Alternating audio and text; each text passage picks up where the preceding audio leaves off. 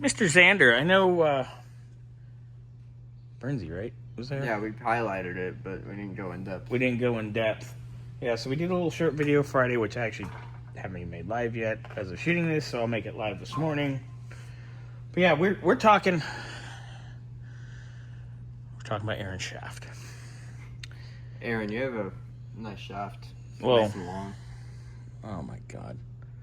Well, on that end, and then you get over here, and it's, what the fuck happened over here?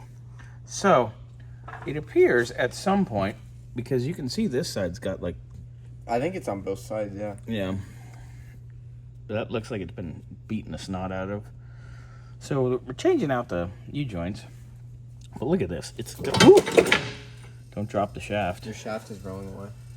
But look at this. Something in it? Probably because it's welded, and sometimes when you weld tubing, a little bit of slag gets in it. It's fine. Anyway, so zoomed in. Holy moly.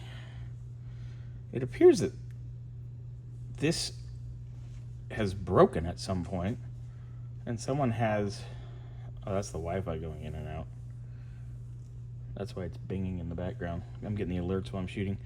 Wow, we got way off topic here. So, yeah, somebody broke this at some point. I'm assuming it's probably the same idiots that put the differential together wrong. Because I found the tag. We found the tag for the original gear on the floor. $250. It's like It's on my desk. We'll go get it. 2-something.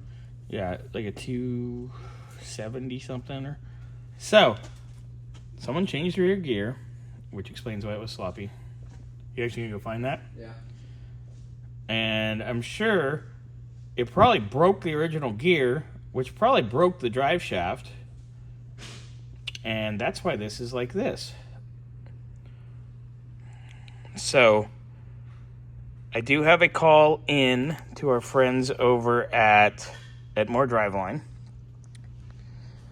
And I'm more than likely going to be taking this over to them on my next run out to San Bernardino, because I do have to pick up a radiator from Gary as well. So, multitasking. You find the tag? No, your desk is a zoo.